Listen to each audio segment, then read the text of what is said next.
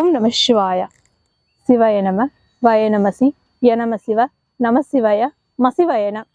அனைவருக்கும் வணக்கம். அடியால் சிவலோக நாயகி சித்தர் பேசுறேன். இன்னைக்கு நம்ம பார்க்கக்கூடிய தலைப்பு திருமண தடை பற்றிய காரணங்கள். அதாவது ஒரு மனுஷனுக்கு திருமணம் அப்படின்றது ரொம்ப ரொம்ப முக்கியமானதுங்க. ஒருத்தர் ஜனிக்கிறதுல இருந்து மரணிக்கிறது வரை திருமணம் அப்படின்றது மறக்க முடியாத காரணம் இல்லையா? சோ அந்த திருமணம் அப்படின்றது தடைபட்டு போகுது. அது எதனால தடைபட்டு போகுது, அதை பத்தின காரணத்தை இந்த வீடியோவில் நம்ம பார்க்க போறோம். அதாவது பொதுவா இந்த ராசி நல்லா இருக்கு, அந்த ராசி நல்லா இருக்கு, இதெல்லாம் சொல்றது கோச்சார பலன்கள். அது திருமணத்திற்கு சூட்டபிள் ஆகாது. திருமணம்னு எடுத்துக்கிட்டோம் அப்படின்னா ஃபர்ஸ்ட் லக்னம் பேசிக்கா வச்சுக்கணும். ஒருத்தருக்கு, ஒரு தனிப்பட்ட மனிதருக்கு லக்னம்ன்றது உயிர், ராசின்றது உடல், லக்னம்ன்றது உயிர். நான் ஏற்கனவே சொன்ன மாதிரி லக்னம் தான் 65% பேசும், மிச்சம் 35% தான் ராசின்றது பேசும். இந்த திருமணத்தின்றது சுயமா நம்ம பார்க்கறது இல்லையா? சோ இந்த ஒருத்தருக்கு தனுசு லக்னம்னு எடுத்துக்குவோம். ஃபார் எக்ஸாம்பிள் தனுசு லக்னம். அந்த தனுசு லக்னம்க்கு லக்னாதிபதி யாரு? குரு பகவான். அந்த குரு பகவான் நீச்சமாகாம இருக்கணும். அந்த நீச்சமாகாம இருந்து அதுல இருந்து நேரா 2வது ஸ்தானத்தை பார்க்கணும். லக்னத்துல இருந்து 2வது ஸ்தானமாகிய குடும்பஸ்தானம் வலுப்பெற்று இருக்கணும். அந்த பாவ கிரகங்களாகிய கேது, ராகு, செவ்வாய், சனி இந்த மாதிரி கிரகங்கள் இருக்கக்கூடாது. அதே மாதிரி லக்னத்துல இருந்து 7வது இடமாகிய கலத்திரஸ்தானத்தை பார்க்க வேண்டும். அதாவது கலத்திரஸ்தானம் என்பது ஆண் ஜாதகமாக இருந்தால் பெண்ணையும், பெண் ஜாதகமாக இருந்தால் ஆணையும் குறிக்கக்கூடிய ஸ்தானம் கலத்திரஸ்தானம் சொல்றாங்க. அந்த கலத்திரஸ்தானம் சுத்தமா இருக்கணும். ஒருவேளை அந்த ஸ்தானத்துல ராகு, கேது, செவ்வாய், சனி இந்த மாதிரி ஏதாவது பாவ கிரகங்கள் இருந்துச்சு அப்படின்னா திருமணம் விரைவில் நடைபெறாது. அது போக 9வது ஸ்தானமாகிய பாக்கியஸ்தானமும் சுத்தமா இருக்கணும். அதே மாதிரி 12வது ஸ்தானமாகிய விரயஸ்தானத்திலையும் எந்த ஒரு பாவ கிரகங்களும் இருக்கக்கூடாது. இந்த மாதிரி இந்த 4 ஸ்தானங்கள் கரெக்டா இருந்தா மட்டும்தான் திருமணம் விரைவில் கைகூடும். அப்படி இல்லைன்னா ஏதாவது ஒரு காரணத்தால திருமணம் தடைபட்டே போகும் தவிர விரைவில் கைகூடாது. அது மட்டும் இல்லாமல் அப்படியே திருமணம் கைகூடி வந்தாலும் தவறாக மனம் முடியும் தவிர அது ரொம்ப நாள் நினைச்சு நிற்காது. ஸோ ஃபர்ஸ்ட் நம்ம லக்னத்தை எடுத்துக்கலாம். லக்னம் தனுசு லக்னம்னு சொன்னேன். அந்த லக்னாதிபதி நீச்சம் பெற்றிருக்க கூடாது. லக்னாதிபதி யாரு? தனுசு லக்னத்துக்கு அதிபதி குரு பகவான். அந்த குரு பகவான் தனுசுலேயே ஆட்சியா இருக்கலாம், இல்ல மீனத்தில் இருக்கலாம் ஆட்சியா. ஒருவேளை மகரத்தில் நீச்சமா இருந்தா சுப பலன்களை தர மாட்டார். இதே இது மற்ற கிரகங்கள் குரு பார்வை இருக்கணும். 9வது இடமாகிய பாக்கியஸ்தானத்துல இருக்கலாம், இல்லது 11வது ஸ்தானமாகிய லாபஸ்தானத்திலையும் இருக்கலாம். ஆனால் நீச்சம் பெறக்கூடாது. ராகு கேதுவின் பார்வை அதன் மேல் படக்கூடாது. அப்படி இருந்துச்சுன்னா திருமண தடை கண்டிப்பாக ஏற்படும். அதே மாதிரி லக்னத்திலிருந்து 2, 4, 7, 8, 12 இந்த ஸ்தானங்கள்ல செவ்வாய் பகவான் இருக்கக்கூடாது. அப்படி அந்த செவ்வாய் பகவான் இருந்தாலோ, அந்த செவ்வாய் பகவானுக்கு ராகு கேதுவின் பார்வை விழுந்தாலோ அது கலத்திர தோஷம்னு சொல்றாங்க. அந்த தோஷம் இருக்கிறதுனால திருமணம் தடைபட்டே போகும். அப்படி இல்லை விவாகரத்தில் போய் முடியும். இது அதே மாதிரி லக்னத்திலிருந்து 7வது இடம் ஆகிய கலத்திரஸ்தானம்ன்றது ரொம்ப முக்கியமான ஸ்தானம். இந்த திருமணத்திற்கு கலத்திரஸ்தானம் தான் மெயின். அந்த ஸ்தானத்துல ராகு கேது இருந்தால் திருமணம்ன்றது கை கூடாது. லக்னத்துல ராகு இருந்தா கலத்திரத்துல கேது இருப்பாங்க. இதே லக்னத்துல கேது இருந்தா கலத்திரத்துல ராகு இருப்பாங்க. ராகுல இருந்து கரெக்டா எண்ணி பார்த்தா 7வது ஸ்தானத்துல கேதுவும், கேதுல இருந்து கரெக்டா 7வது ஸ்தானத்துல ராகுவும் இருப்பாங்க. ராகு கேது சேர்ந்து இருக்க மாட்டாங்க. இது மட்டும் ஒரு ஃபர்ஸ்ட் பேசிக்கா நம்ம எடுத்துக்கலாம். ஆனா அது போக கலத்திர ஸ்தானத்தை போக 8வது ஸ்தானமாகிய ஆயுள் ஸ்தானத்திலும் பாவ கிரகங்கள் இருக்கக்கூடாது. 12வது ஸ்தானமாகிய விரயஸ்தானத்திலும் இருக்கக்கூடாது. 12வது ஸ்தானம்ன்றது விரயஸ்தானம். ஒரு கட்டம் வரைக்கும் இருக்கும், அதுக்கப்புறமா அது பிரிஞ்சிருவாங்க. ஸோ எத்தனை பேருக்கு டிவோர்ஸ் ஆகுது? அதெல்லாம் 12வது ராசியா இருக்கிறது தாங்க. இந்த 12வது ஸ்தானமாகிய விரயஸ்தானத்தில் பாவ கிரகங்கள் இருந்தா அந்த திருமணம் நிலைச்சு நிற்காது. ஸோ இது எதனால இந்த மாதிரி ராகு கேது தான் முக்கிய காரணங்கள். சரியா? ஸோ இந்த ராகு கேது ஃபர்ஸ்ட் ரிலீஃப் பண்ணணும். அதே மாதிரி செவ்வாய் சனி சேர்க்கை இருக்கக்கூடாது. லக்னாதிபதி 6, 8, 12 மறையக்கூடாது. இந்த மாதிரி இல்லாம கரெக்டா லக்னத்தில இருந்து 1, 5, 9 சொல்லக்கூடிய திரிகேந்திர ஸ்தானம், அந்த திரிகேந்திர ஸ்தானத்துல சுப கிரகங்கள் இருக்கணும்.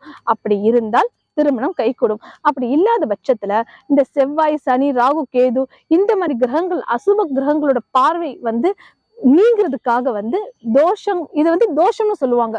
ராகு கேதுன்னு இருந்துச்சுன்னா காலசர்ப்ப தோஷம்னு சொல்லுவாங்க. செவ்வாய் பகவான பாதிப்பு இருந்தா கலத்திர தோஷம்னு சொல்லுவாங்க. சனீஸ்வர பகவான் இருந்தா அது ஆயுள் தோஷம்னு சொல்லுவாங்க. ஸோ இந்த மாதிரி ஏகப்பட்ட தோஷங்கள் இருக்குங்க. இந்த தோஷங்களை வந்து முறையா ரிலீஃப் பண்ணணும். இது முறையா அது ரிலீஃப் பண்ணா மட்டும்தான் திருமணம் கை கொடுக்கும். இல்லைன்னா எக்காரணத்துக்கு ஒண்ணு திருமணம் நிலைச்சு நிற்காது.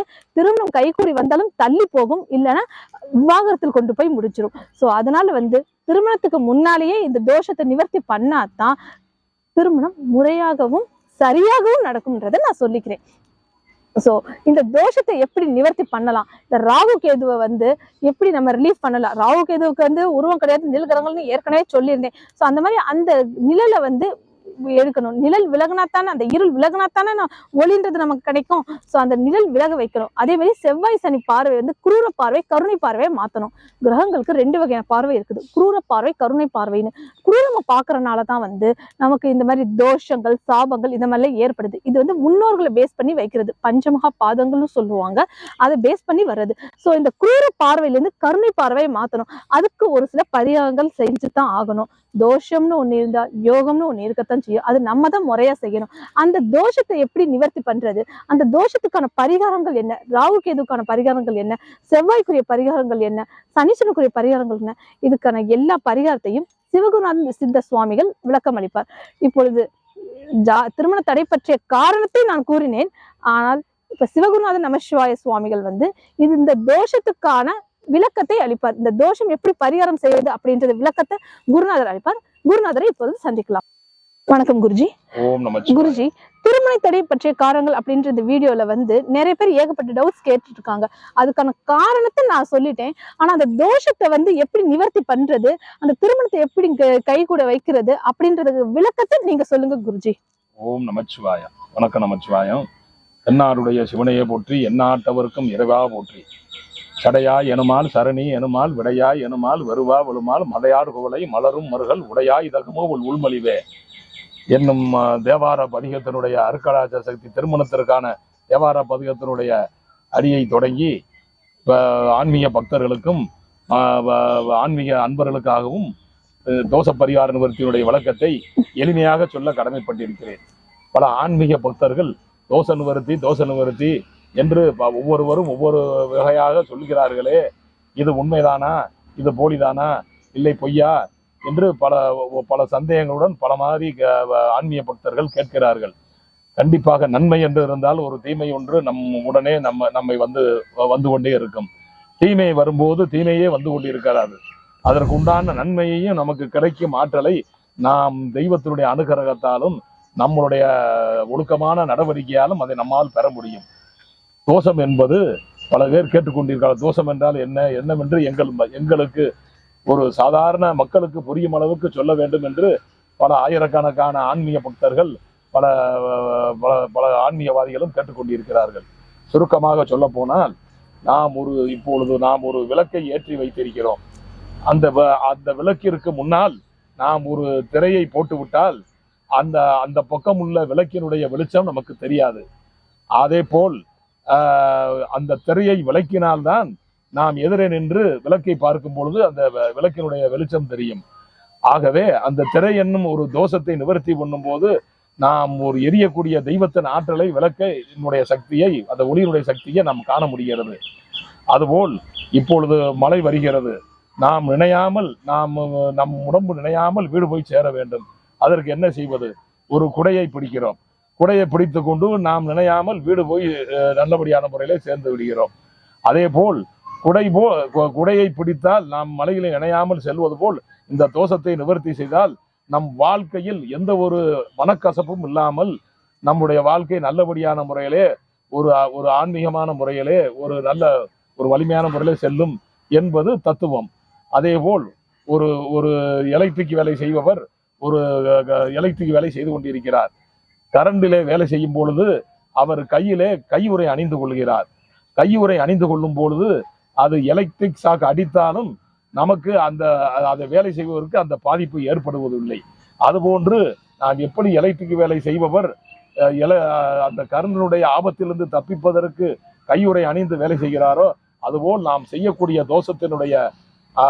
தோஷ பரிகார நிவர்த்தி என்பது நமக்கு வரும் அந்த ஆபத்தை அந்த பிரச்சனைகளிலிருந்து நம்மை காத்து நம்மளை வழிமாற்றத்தை செய்து ஒரு அருக்கடாச்ச வழியிலே நம்மளை கொண்டு செலுத்தும். ஆகவே தோஷ நிவர்த்தி என்பது மக்கள் அனைவருக்கும் எளிமையானவருக்கும் புரியும்படி சிறிய விளக்கங்களை நான் சொல்லி இருக்கிறேன்.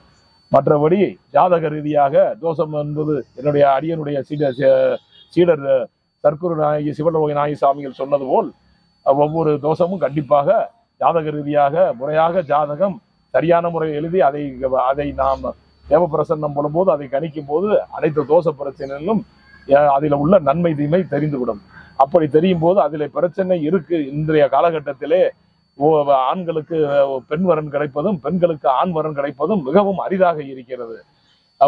ஆணுக்கு ஒரு தகுதி இருந்தும் 40 வயது 35 வயது 50 வயது கூட திருமணம் செய்யாமல் பெண் அதற்கு ஒரு ஆண் நல்ல திறமையாகவும் நல்ல ஆற்றலாகவும் இருக்கும் ஆணுக்கு ஒரு நல்ல அதற்கு அமைப்பார் போல் பெண் கிடைப்பது சிரமமாக இருக்கிறது. பெண் அறிவும் ஆற்றலும் ஞானமும் இருக்கும் பெண்ணுக்கு அதற்கு தகுந்தாற் போல் ஒரு ஆண் வரன் நல்லபடியான முறையிலே அமைவதற்கும் இந்த காலகட்டத்திலே மிகவும் சிரமமாக இருக்கிறது. ஆகவே அவர்களுக்கு வயது முதிர்ச்சி ஏற்பட்டு விடுகிறது.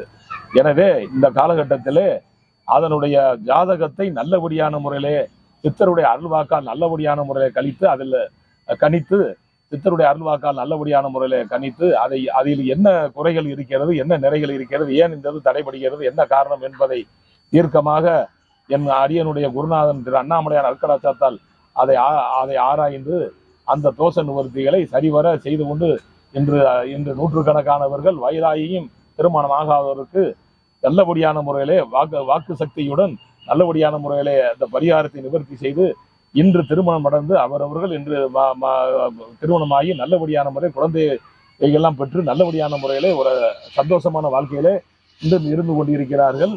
அவர்கள் அரியணை தொடர்பு கொண்டு அரியனுக்கு வாழ்த்துக்களையும் மனதார தெரிவித்துக் கொண்டிருக்கிறார்கள். இந்த தோஷத்தை நிவர்த்தி செய்வது என்னவென்றால் வரலாற்றிலே அருணகிரிநாதர் சுவாமிகள் சொன்னது போல்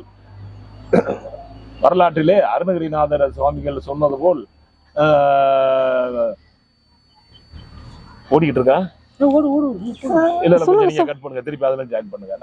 நீங்க எங்கிட்ட வந்தோன்னு நான் ஸ்டக் ஆயிட்டேன். நீங்க நின்னாதே நீங்க சார் வந்தீங்க ஸ்டக் ஆனதெல்லாம் எடிட் பண்ணிருக்கேன். அதான் ஒரு பார்த்து இந்த கலியுக காலத்திலே நம்மளுடைய முன்னாள் கலியுக காலத்தில் வாழ்ந்த மகான் அருணகிரிநாத சுவாமிகள் சொன்னது போல் என் செயலாவது யாதொன்றும் இல்லை தெய்வமே இனி உன் செயலே இனி உணரப்பெற்றேன். இந்த ஊனெடுத்த பின் செய்த தீவினை யாதொன்றும் இல்லை, பிறப்பதற்கு முன் செய்த தீவினையோ இங்கனே வந்து மூண்டதுவே என்பது போல் இப்பொழுது யாரும் செய்த பாவமும் நன்மை தீமைக்கு ஏற்ப நமக்கு பலன்களோ நன்மை தீமையோ கண்டிப்பாக அமைவதில்லை. நாம் செய்த முற்புறவினுடைய நமது முன்னோர்களுடைய நன்மை தீமைகளுக்கு ஏற்படுத்துறவாறு அந்தந்த பரம்பரையுடைய வம்சங்களிலே திருமண தடை, குழந்தை பாக்கியம் இல்லாமை, அதாவது நோய்வாய்ப்படுதல், ஆயுள் பலன் குறைவு, இந்த மாதிரி பல கஷ்டங்கள் நமக்கு ஏற்படுகிறது. அதை அவரவர்களுக்கு ஜாதகத்தின் மூலம் நல்லபடியான முறையிலே தெய்வத்தினுடைய திரு அண்ணாமலையானுடைய அரியனுடைய குருநாதர் போகர் சித்தருடைய இடைக்காடல் சித்தர் ஸ்ரீ பாம்பாட்டி சித்தருடைய அருக்கடகத்தால் தேவப்பிரசன்னம் மூலம் அறிந்து சரியான முறையிலே அதற்கு உண்டான பரிகார பலனை அடியேன் இதுவரை 20 வருடங்களாக இந்த பெரும் சிவத்தொண்டை நல்லபடியான முறையிலே என் குருநாதர் வாக்கின்படி அடியேன் செய்து கொண்டு இன்று நூற்றுக்கணக்கானவர்கள் வயதாயும் இருந்தவர்கள் இன்று திருமணமாகி நல்லபடியான முறையில் குடும்பம் அமைந்து நல்லபடியான வாழ்க்கை வாழ்ந்து இன்று சந்தோஷமாக இருக்கிறார்கள். ஆகவே ஜாதகத்தில் உள்ள தோஷம் என்பது கண்டிப்பாக அதில் வாழ்க்கையின் தத்துவத்திற்கு உகந்ததே. அதை நல்லபடியான முறையிலே தெரிந்து கொண்டு அதன் உண்டான பிரச்சனைகளை தீர்த்து நமக்கு பிரச்சனைகளை தீர்க்கும் பொழுது அதை நிவர்த்தி செய்யும் பொழுது நமக்கு ஒரு நல்லபடியான முறை பாதை கிடைக்கிறது. நமக்கு உண்டான பெண் எங்கே இருக்கிறான் என்பதும் நமக்கு தெரிய வருகிறது. பெண்ணுக்கு உண்டான ஆண் வரனும் எங்கே இருக்கிறான் என்பது பஞ்சபூத அந்த ஆற்றல் சக்தியால் நாம் தோஷத்தை நிவாரணத்தை செய்யும் பரிகாரத்தின் யார் மூலியமாவது எவர் மூலியமாவது நமக்கு அருகில் இருக்கும் வீட்டில் இருப்பவர்கள் மூலியமாவது நமது பெண்ணுக்கு மாப்பிள்ளையும் மாப்பிள்ளைக்கு பெண்ணும் கண்டிப்பாக நல்லபடியான முறையிலே அமையும் காலகட்டம் இந்த பரிகார நிவர்த்தியின் மூலமாக ஒரு சக்தி ஏற்படுகிறது.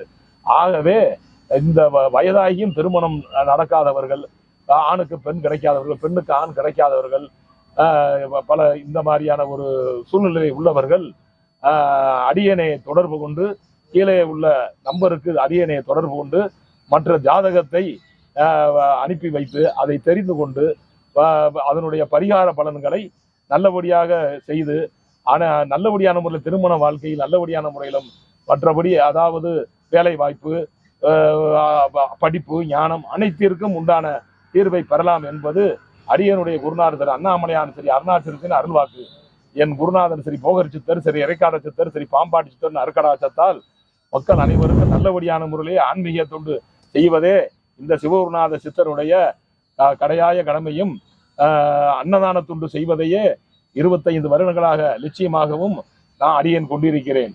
அன்னதான தொண்டை பசியின்றி வருபவர்களுக்கு அன்னதானமே மிகச் சிறந்தது என்று என் குருநாதருக்கு குருநாதராய் வழங்கிய திருவண்ணாமலையிலே ஜீவமுக்தியாய் குடியுண்டுள்ள ஸ்ரீ விருப்பாட்சி சித்தரும் ஸ்ரீ மகா யோகி காட்டு சிவா சித்தரும் ஸ்ரீ குகை நமச்சிவாயம் சுவாமிகளும் ஸ்ரீ ஈசானிய ஞானதேசிவர சுவாமிகளும் இன்னும் பல அரியனுடைய குருநாதரை திகழக்கூடியவர்களுடைய அருக்கராசத்தால் அன்னதான தொண்டே சிறந்தது, சிவத்துண்டே சிறந்தது.